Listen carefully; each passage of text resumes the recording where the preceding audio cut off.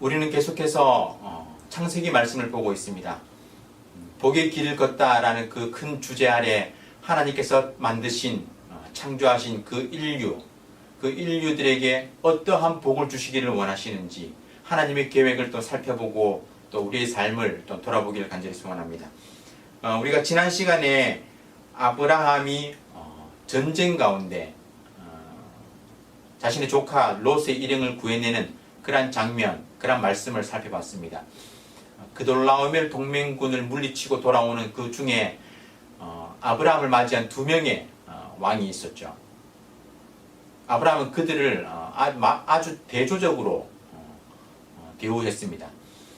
그 두 왕은 살렘 왕 멜기세덱과 또 소돔 왕이었어요. 살렘 왕 멜기세덱은 아브라함에게 축복을 선언했고 또 아브라함은 그에게 11조를 또 주었습니다. 반면 아브라함은 소돔 왕의 제안은 거절했어요. 소돔 왕은 사람은 자기에게 보내고 나머지 전리품 모든 재물은 아브라함에게 가지라고 했는데 아브라함은 시로라기 하나, 신발끈 한 가닥도 가지지 않겠다라고 이야기했습니다. 왜 그랬을까요? 우리가 지난주에 살펴보았죠. 아브라함은 그 소돔 왕으로 인해서 본인이 부자가 되었다라는 그 이야기를 듣기 싫어했던 거예요. 그러니까 소돔 왕에게 영광을 돌리는 것을 거부했던 것입니다. 아브라함은 소돔 왕의 그 제안 전에 멜기세덱으로부터 축복을 경험했고 또 그 모든 전쟁을 이기게 하신 대적을 손에 붙이신 하나님의 능력, 그 선포, 그것을 경험했어요. 그래서 하늘의 복을 경험했기 때문에 이 세상에서 눈에 보이는 직접적인 소돔 왕으로부터의 그 재물, 세상의 복은 거절할 수 있었던 것이죠. 오늘 본문 15장은 아브라함 이야기에서 가장 중요한 장, 핵심이라 할 수 있는 그런 본문입니다. 하나님께서 인류 역사상 처음으로 인간과의 계약에 자신을 묶으시는 그런 장면이에요. 너무나도 중요한 그런 본문이죠. 먼저 한번 보시면 아브라함은 소돔 왕의 제안을 거절했습니다. 앞에서 말씀드렸지만 그 소돔 왕으로 인해서 부자가 되었다는 그 세상의 시선을 거부했고요. 또 그에게 영광 돌리기를 거부했습니다. 아브라함은 하나님으로부터 오는 진정한 복을 구했어요. 그런 그에게 하나님께서 환상 중에 나타나셨습니다. 제일 먼저 아브라함에게 하신 말씀이 아브라함아 두려워하지 말라입니다. 왜 그렇게 말씀하셨을까요? 하나님께서 환상 중에 나타나신 그 사실 자체가 두려울 수도 있죠. 하지만 아브라함은 소명을 받을 때 하나님의 약속의 말씀을 들었고 또 하나님의 음성을 듣는 것이 이번이 처음이 아니었습니다. 그렇기 때문에 하나님의 나타나심, 환상 중에 나타나심으로 아브라함이 두려워했다. 이런 가능성은 희박하다 볼 수 있습니다. 아브라함은 극적인 그 전쟁의 승리 후에 두려움에 빠져 있었을 수 있습니다. 그돌라오멜 동맹군을 어찌어찌 물리쳤지만 그 보복이 두려웠을 수도 있고요. 소돔 왕의 제안을 매몰차게 거절하면서 이로 인한 소돔 왕과 감정의 대립이 있었을 수도 있어요. 어찌됐건 전쟁 이후에 처소로 돌아온 아브라함에게 승리의 기쁨보다는 두려움이 엄습해온 것입니다. 하지만 하나님은 두려워 말라 하시며 오히려 나는 내 방패, 너의 방패라고 말씀하셨습니다. 방패는 방어용 무기죠. 적의 공격을 막아내는 무기입니다. 옛날의 그 전쟁은 칼을 휘두르고 창을 던지고 활을 쏘는 그런 전쟁이에요. 공격용 무기만큼 중요한 것이 방어용 무기, 방패입니다. 방패가 없으면 아무리 강력한 무기를 가졌다 할지라도 방패가 없으면 창에 찔리거나 활에 맞아 죽는 거예요. 하지만 방패가 있으면 얼마든지 공격을 막아낼 수 있습니다. 방패라는 비유를 사용해서 하나님께서 보호하심을 약속하신 거예요. 하나님께서 아브라함의 방패가 되어 주시겠다 약속하신 것입니다. 그리고 말씀에 오늘 본문 말씀이 너의 지극히 큰 상급이라고 하시죠. 하나님의 공급하심을 약속하시는 거예요. 마치 왕이 전쟁에서 승리하고 돌아온 그 장군에게 포상을 내리는 듯한 그런 장면이에요. 아브라함이 소돔 왕의 상급을 거부했기 때문에 하나님은 더 큰 상급, 하나님 자신이 그의 상급이 되겠다. 내가 너의 상급이 되겠다. 이렇게 약속하신 것입니다. 세상의 복을 거부했기 때문에 하늘의 복을 주신 거예요. 여러분들, 우리는 생각해 봐야 되겠죠. 여러분들은 어떤 복을 갈망하고 계십니까? 어떤 복을 추구하고 계신가요? 아브라함은 누구도 어떤 일도 두려워할 필요가 없었습니다.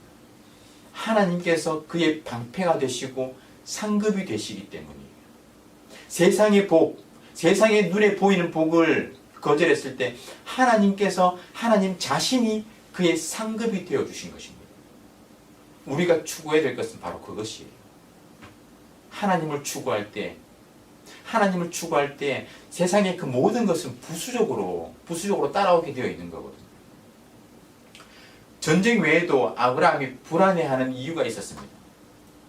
하나님께서 아브라함에게 자손을 주시겠다는 약속을 하셨죠. 그런데 그 이후 상당한 시간이 지났습니다. 약속의 성취를 기다리고 또 기다리던 아브라함은 불안해지기 시작했어요. 하나님께서 내가 너희 지극히 큰 상급이라고 말씀하셨는데 그 아브라함 자신에게 있어서 상급 중의 상급은 자녀였습니다. 하지만 정작 아브라함에게 자식은 없었어요. 아직까지 자손은 얻지 못한 상태였습니다. 그래서 아브라함은 하나님께 대꾸하죠. 2절입니다. 아브라함이 이르되 주 여호와여 무엇을 내게 주시려 하나이까? 나는 자식이 없사오니 나의 상속자는 이 다메섹 사람 엘리에셀이니이다. 지금까지 아브라함은 주로 하나님의 말씀을 경청하고 순종했습니다. 자신의 의지를 표현한 적이 없어요. 우리는 그 아브라함의 발언에서 그의 심적인 갈등을 엿볼 수 있습니다. 창세기에 기록된 아브라함의 모습을 보면 그가 하나님께 직접적으로 말을 할 때에는 대체로 그의 마음에 고민과 번민, 염려 이런 것들을 드러내는 질문형으로 나타나요. 성경 전체를 볼 때도 대체적으로 비슷합니다. 하나님께 직접적으로 이야기할 때는 하나님께 어떤 무언가를 요구하고 하나님께 무언가를 요청하는 자신의 어떤 하나님의 말씀 가운데 부당하게 생각하고 하나님께 방문하는 그런 모습으로 많이 나타납니다. 하지만 아브라함도 마찬가지고 다른 성경의 인물도 마찬가지고 하나님의 말씀 가운데 아무 말을 하지 않을 때는 대체로 순종하는 하나님의 말씀을 듣고 그 말씀 가운데 전적으로 반응하면서 순종하는 신앙인의 모습을 그대로 나타낸다는 거예요. 아주 이제 중요한 부분이죠.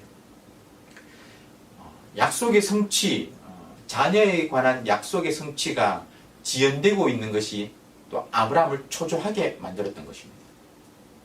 자신과 사라는 늙어가는데 자식이 태어날 자손, 자녀가 태어날 기미가 보이지 않으니까 당연한 거죠. 우리들도 마찬가지지 않습니까? 현재의 고통은 참을 수가 있지만 미래가 보장되지 않으면 불안해하는 것, 초조해하는 겁니다. 불확실성이 사람을 불안하게 만드는 것이죠. 우리가 지금 베트남에서 한 보름 정도, 15일 정도 아주 강력한 방역 지침, 봉쇄 조치를 경험하고 있지 않습니까? 그런데 주변의 마트에서 야채가 동나고 물품이 동나는 이유가 뭐예요? 분명히 정부에서는 생필품, 먹는 것 관련해 가지고 마트 오가고 사는 것 이것들은 정상적으로 이루어진다라고 발표를 했어요. 그런데 사람의 마음속에 불안한 마음이 있는 거예요. 야채가 먹는 것이 마트에 제대로 공급되지 않으면 어떡하지? 이런 불안한 마음에 사람들이 사재기를 하는 겁니다. 불확실성이라는 이것이 사람의 마음을 불안하게 만들고 초조하게 만드는 거예요. 사람들은 현재 겪는 고난보다 소망이 없다는 사실에 더욱 좌절하는 겁니다. 지금 어떠한 고난, 힘든 일을 겪는다 할지라도 시간이 지나면 이것이 나아질 것이라는 희망이 있으면요, 결코 사람들은 무너지지 않습니다. 그런데 그 희망이 없을 때, 미래가 불확실할 때 좌절하는 거예요. 아브라함에게 중요한 미래는 자식이었습니다. 그런데 그에게는 상속자인 아들이 없었어요. 그것은 그에게 미래가 없는 것이었습니다. 불안정한 삶이에요.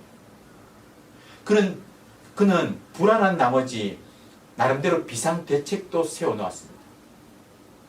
혈육이 아닌 자 중에서 상속자를 삼는 거예요. 실제로 누지문서라고 이렇게 있는데요. 1925년과 1941년에 티그리스 강변의 그 누지라는 곳에서 수천 개의 토판이 발굴되었습니다. 이 문서는 주전 2000년대 중반에 제작된 것으로 히브리 족장 시대, 그러니까 성경의 아브라함, 이삭, 야곱 이때의 족장 시대의 역사적인 증거가 많이 기록되어 있어요. 당시 그 많은 신학자들이 성경을 연구하면서 히브리 족장인 그 아브라함, 이삭, 야곱의 그 역사적 사실을 부인했습니다. 그런데 이 누지 문서가 발견되면서 이 고고하게 발견으로 인해 가지고 구약 성경에 기록된 그 족장 시대의 그 역사적 사실이 확인된 거예요. 입증된 겁니다. 이 누지 문서에 따르면요, 자식이 없는 사람은 종들 중에 하나를 택해서 양자를 삼고 그에게 모든 재산에 대한 상속권을 주는 것이 당시의 풍습이었습니다. 이 누지 문서에 그렇게 나와 있는 거예요. 이 아브라함은 이 풍습에 따라서 그의 종이었던 다메섹 사람 엘리에셀을 상속자로 지명했습니다. 성경 3절이죠. 아브라함이 또 이르되 주께서 내게 씨를 주지 아니하셨으니 내 집에서 길린 자가 내 상속자가 될 것이니이다. 어떤 학자들은 훗날 그 이삭의 아내를 찾아서 라반에게로 갔던 그 리브가를 찾아, 리브가라는 존재를 몰랐지만 외삼촌에게 갔던 그 늙은 종이 바로 이 종일 것이라고 추측합니다. 엘리에셀처럼 전혀 피를 섞지 않은 자를 통해서 대를 이어가는 것은 그 당시의 최후의 수단이었어요. 그만큼 아브라함은 하나님의 약속을 기다림 가운데 지치고 또 지쳤던 거예요. 자식이 없다는 것은 고대 근동의 정서에서 가장 큰 비극이자 또 수치였고 또 신의 심판, 하나님의 저주로 여겨지기도 했습니다. 따라서 아브라함은 그 고뇌와 번민이 가득 찼을 거예요. 자신의 그 인생에서 물질적인 복을 경험하면서 정작 가장 큰 복이라 할 수 있는 자식은 보지 못했으니까 말입니다. 아브라함에게 있어서 자식 문제는 하나님의 약속, 하나님의 비전을 가리는 베일과도 같았어요. 하지만 그가 모르는 것이 한 가지가 있었습니다. 자녀가 없는 것이 경우에 따라서는 하나님의 기적과 역사를 체험할 수 있는 절호의 기회라는 것입니다. 그래서 월터 브루그만이라는 저명한 구약 신학자는 불임이라는 상황은 오히려 하나님의 역사를 경험하는 현장이라고 말했습니다. 성경에 여러 인물들이 불임으로 인해서 고통받지만 그 가운데 하나님의 일하심을 경험하지 않습니까? 한나가 그랬죠. 오늘 본문에 아브라함도 마찬가지입니다. 우리는 실제 이 땅을 살아가다 보면 하나님의 말씀과 현실 사이에 큰 괴리를 경험할 때가 있습니다. 하나님의 말씀을 들으면 모든 것이 잘 될 것 같은데 또 실제 현실에 부딪혀 보면 생각대로 잘 안 되는 거예요. 그래서 우리는 때때로 하나님의 복을 포기하고 세상 사람들과 같이 그렇게 휩쓸려 살아가고 싶을 때가 있습니다. 그때 우리는 어떻게 해야 합니까? 하나님 앞에 나아가야 해요. 포기해서는 안 됩니다. 그 자리에서 버티면서 인내해야 합니다. 인간의 시각에서 불가능한 것처럼 보이는 그 상황에서 하나님은 역사하시기 때문에 그곳이 바로 하나님의 역사를 경험할 수 있는 현장이기 때문입니다. 이 창세기의 이야기를 처음 들은 독자들이 누구였습니까? 모세의 인도함을 따라서 가나안 땅을 향해 나선 이스라엘 백성들이었습니다. 애굽을 떠나온 후에 그들은 광야를 떠돌고 있었어요. 광야를 계속해서 방황할 뿐 가나안 땅은 아직 그들의 눈에 들어오지도 않았습니다. 물론 가나안 정복이 40년이나 지연된 것이 그들의 죄 때문이죠. 하나님을 믿지 않았고 불신앙적인 모습을 보였기 때문입니다. 이러한 상황에서 자손에 대한 하나님의 약속의 성취가 지연되고 또 아브라함이 이에 대해서 초조해했다는 이 이야기는 그들에게 어떻게 들렸을까요? 광야를 방황하고 있던 그들에게 어떻게 다가왔겠습니까? 자신들의 상황과 오버랩되지 않았을까요?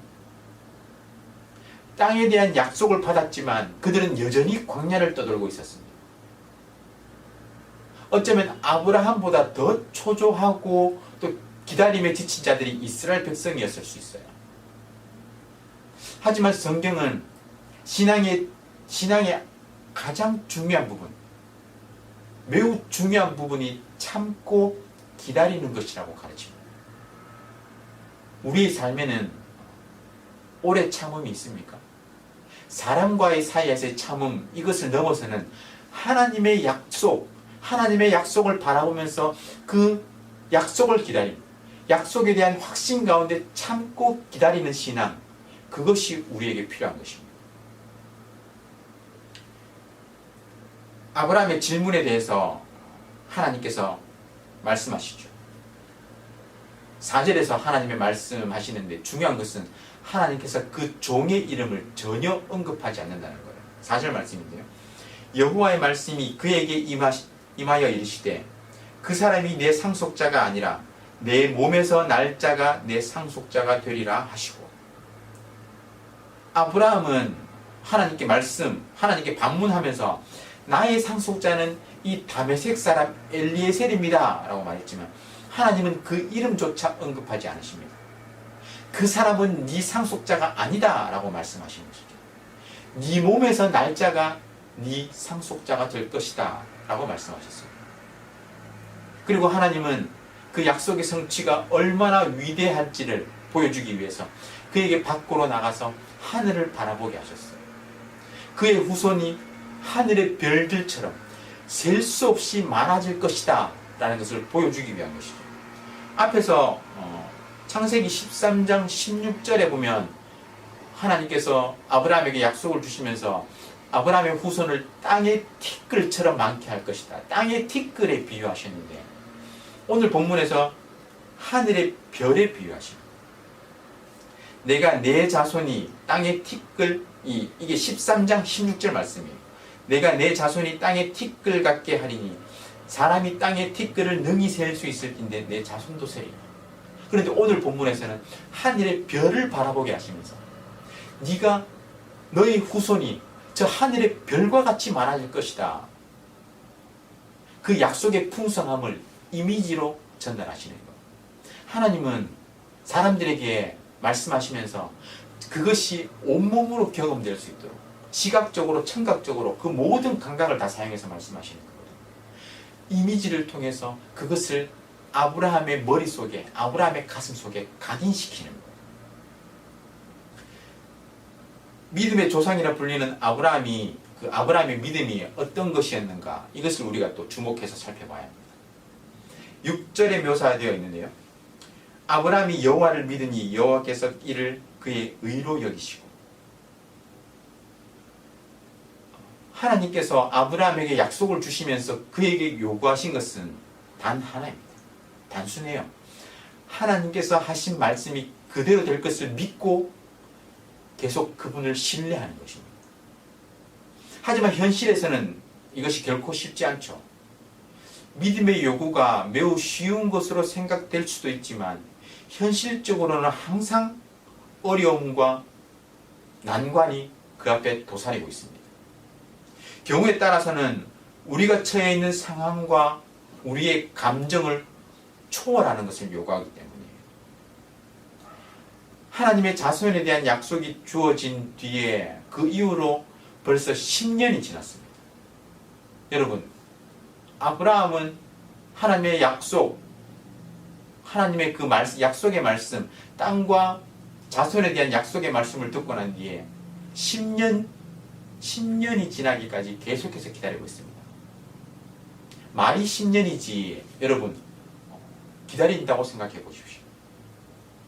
땅에 대한 약속도 아직 현실로 드러나지 않은 상황에서 방랑 생활을 계속하면서 늙어가는 그 아브라함의 입장에서 하나님의 약속과 또 나를 믿으라는 이 요구는 결코 쉽지 않은 거예요.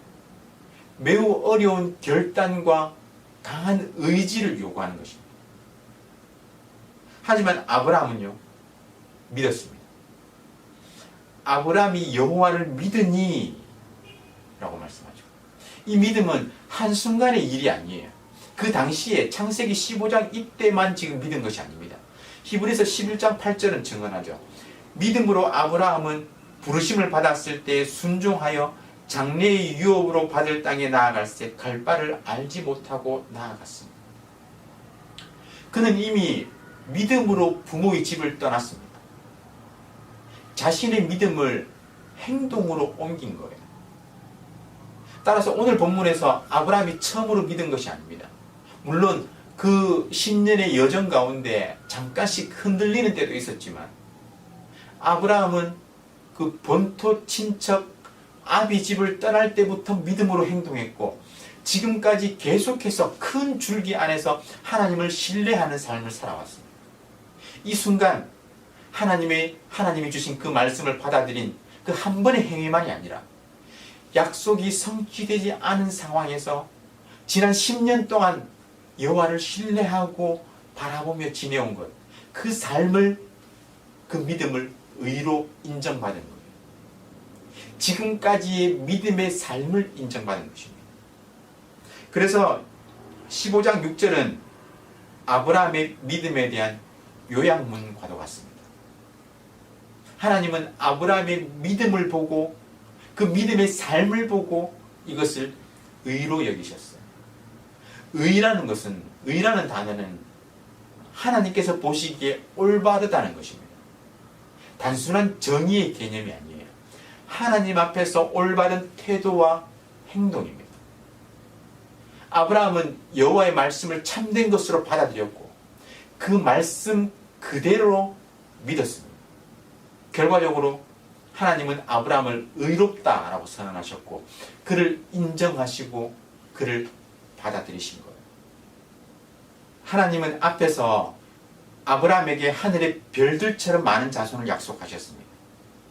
비록 그가 자식을 바랄 수 없는 늙은 나이에 혈혈단신이었지만 하나님의 역사는 아직 끝나지 않았고 그의 후계자가 반드시 그의 몸에서 나올 것을 선언하셨습니다. 그리고 아브라함은 하나님의 말씀을 믿었어요.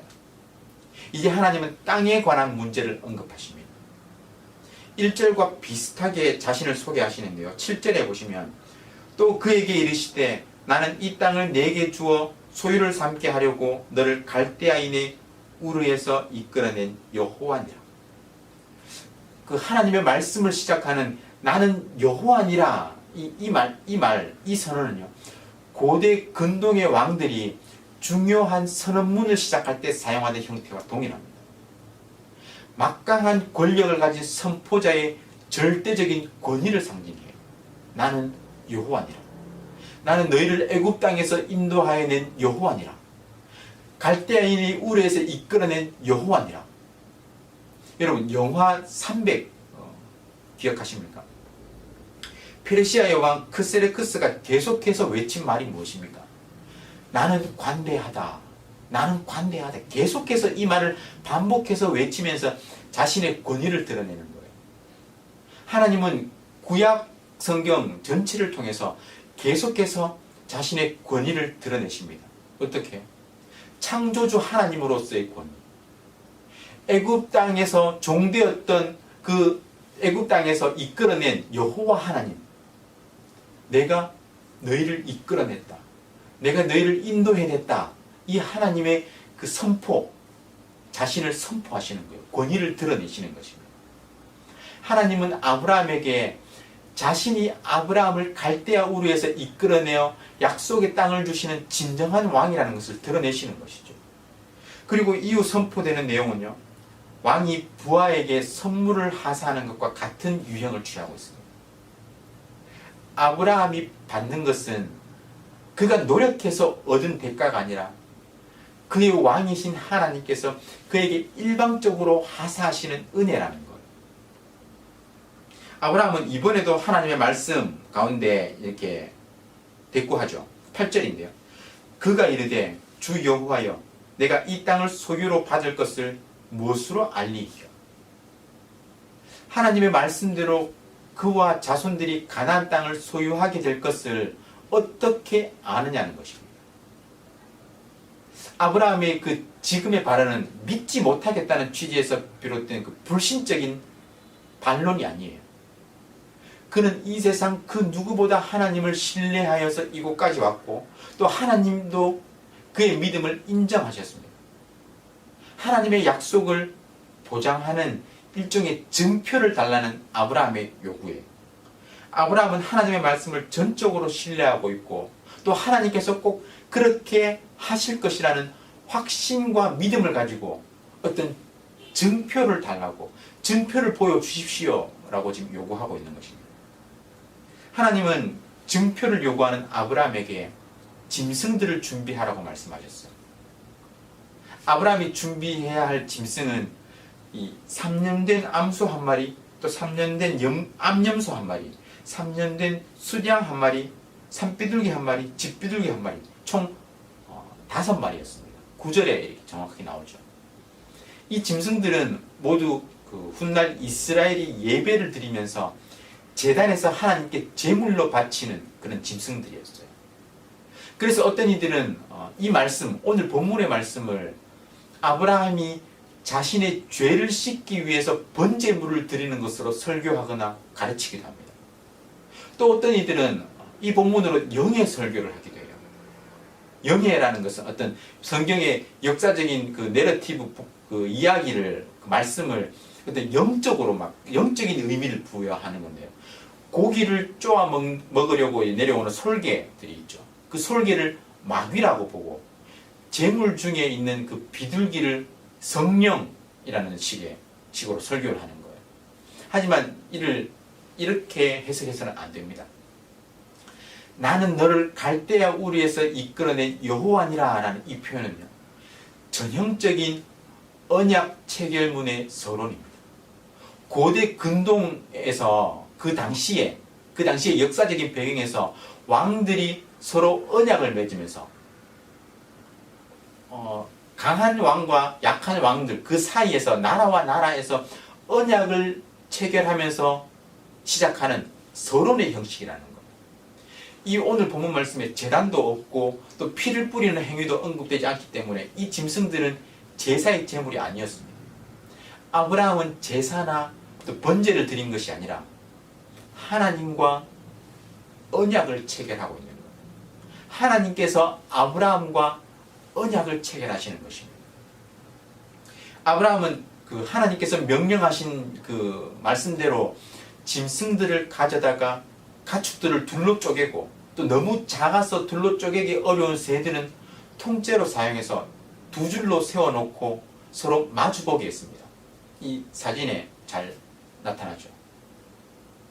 이렇게 해서 언약 체결식을 준비하는 그 마무리가 되었습니다.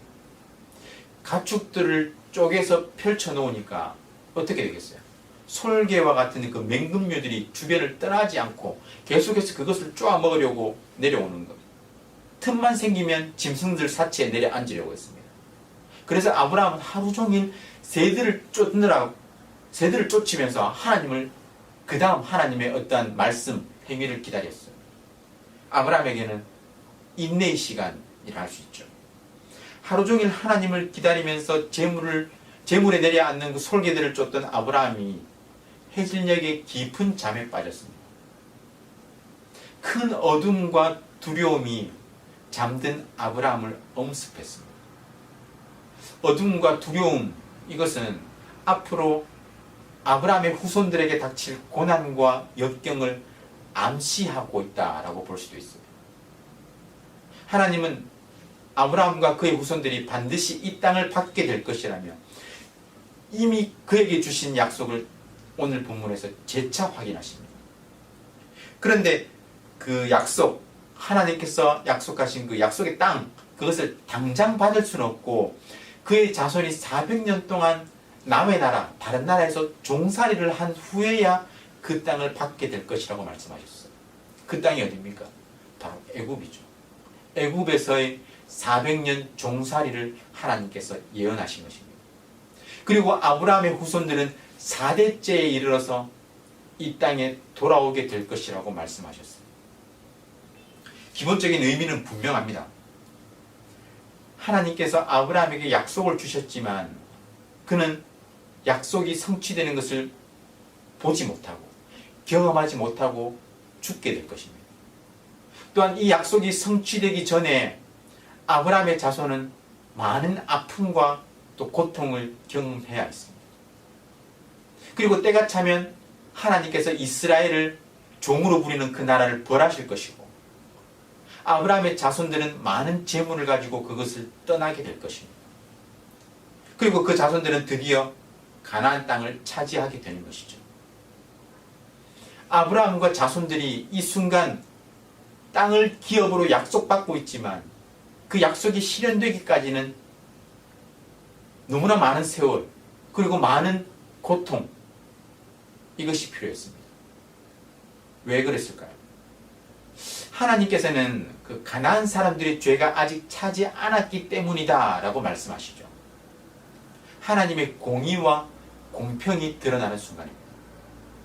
하나님은 어떤 한 민족의 부귀영화를 위해서 다른 민족에게 이유 없는 심판과 파괴를 행하시는 분이 아니에요. 모든 민족에게 공평한 기회를 주시는 하나님이십니다.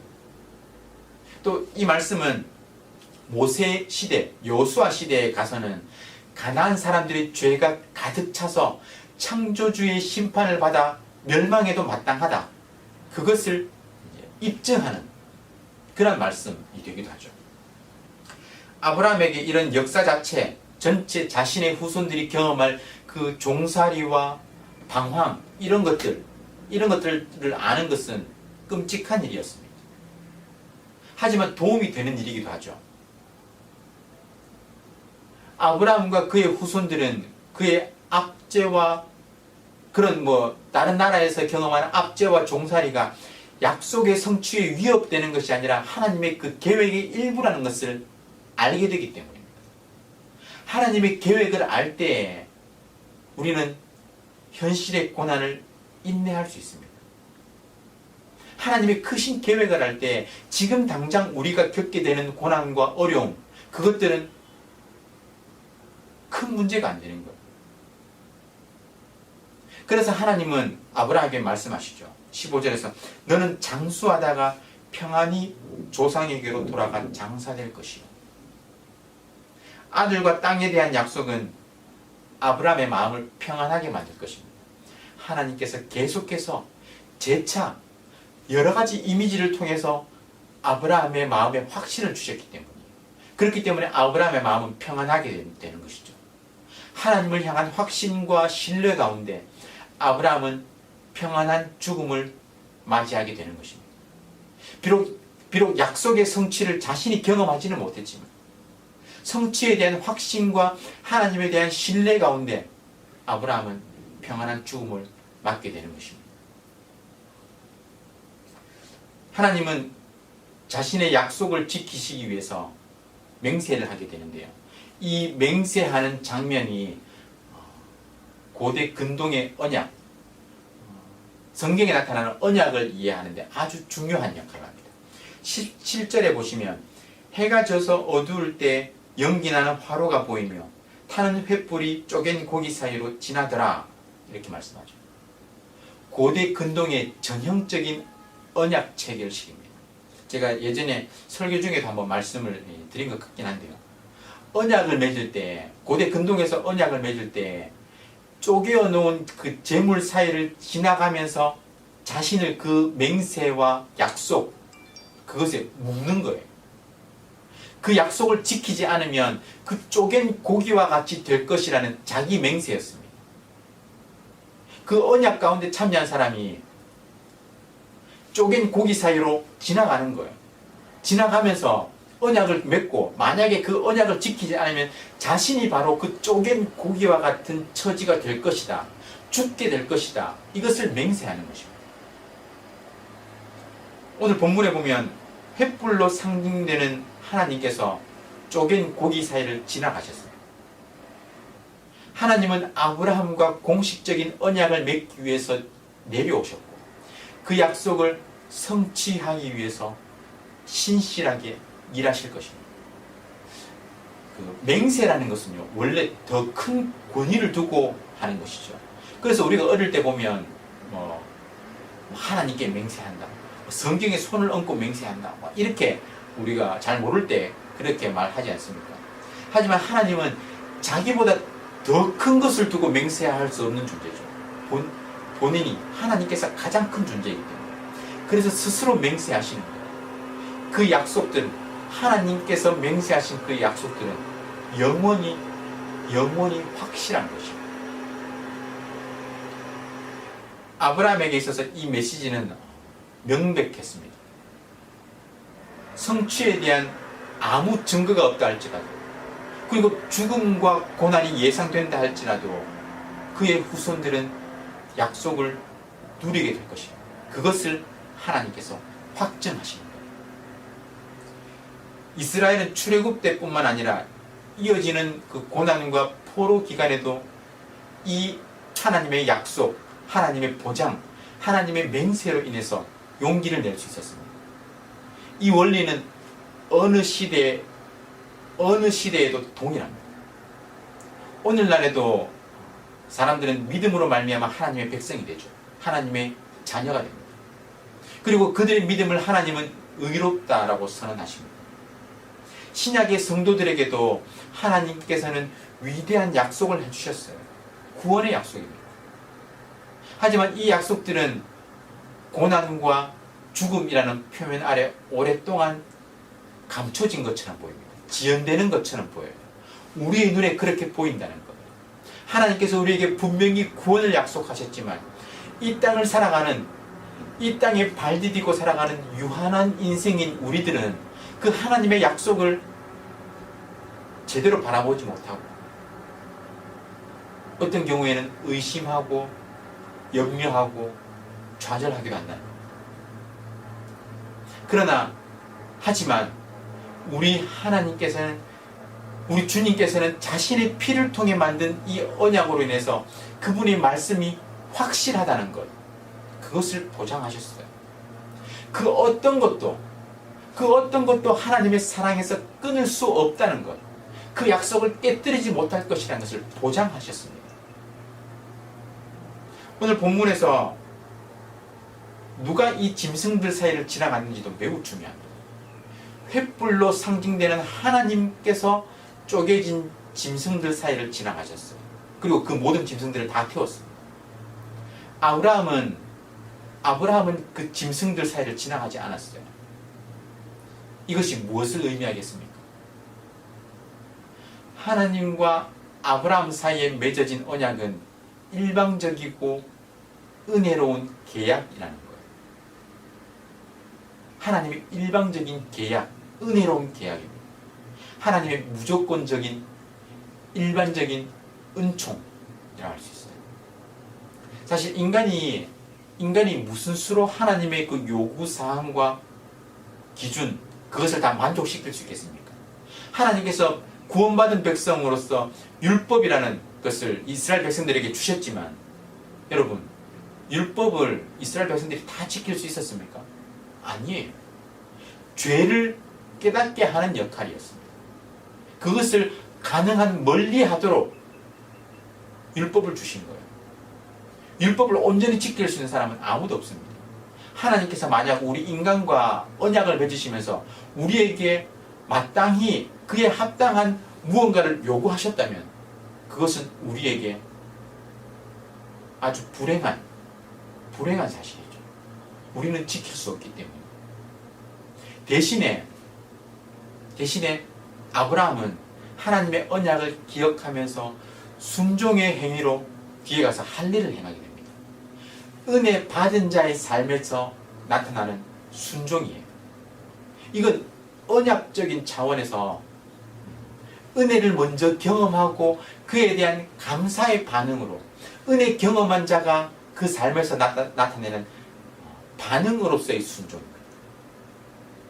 이건 우리에게도 마찬가지예요. 하나님은 성경을 통해서 우리에게 많은 것을 약속하셨습니다. 하나님은 가장 비장한 각오로 자신의 모든 명예를 걸고 우리와 언약을 맺으셨어요. 그분은 우리에게 약속을 반드시 지키실 것입니다. 그분의 때에 맞춰서 말이죠. 우리가 할 것은 무엇입니까? 우리는 단지 그분의 약속을 믿고 신뢰하면서 기다리고 인내하는 거예요. 하나님의 그 언약, 하나님의 은혜를 생각하면서 우리는 그 자리에서 신실하게 순종의 삶으로 나아가는 것입니다. 비록 우리가 마주하고 있는 현실이 암담하고 희망이 없는 것처럼 보인다 할지라도 그것은 이 땅을 살아가는 유한한 존재인 우리가 경험하는 한계입니다. 그 너머에 있는 하나님의 계획을 바라보고 하나님의 약속을 바라봐야 되는 거예요. 그럴 때 우리는 우리의 삶 가운데 신실하게 하나님의 말씀 가운데 순종하며 온전히 순종하는 삶으로 하나님의 말씀을 지키며 따르는 삶으로 나아가는 것입니다. 그것이 하나님의 은혜의 약속을 기다리는 자의 삶의 모습입니다. 저와 여러분의 삶이 그러하기를 원합니다. 하나님의 약속을 기억하시면서 하나님의 큰 그림을 기억하시면서 큰 계획을 기억하시면서 여러분의 삶에서 오늘 하루도 그리고 우리에게 주어질 그 회복의 날들을 기다리면서 인내하고 믿음으로 버티고 그렇게 하루하루를 신실하게 살아가는 저와 여러분 될 수 있기를 주님의 이름으로 축원합니다.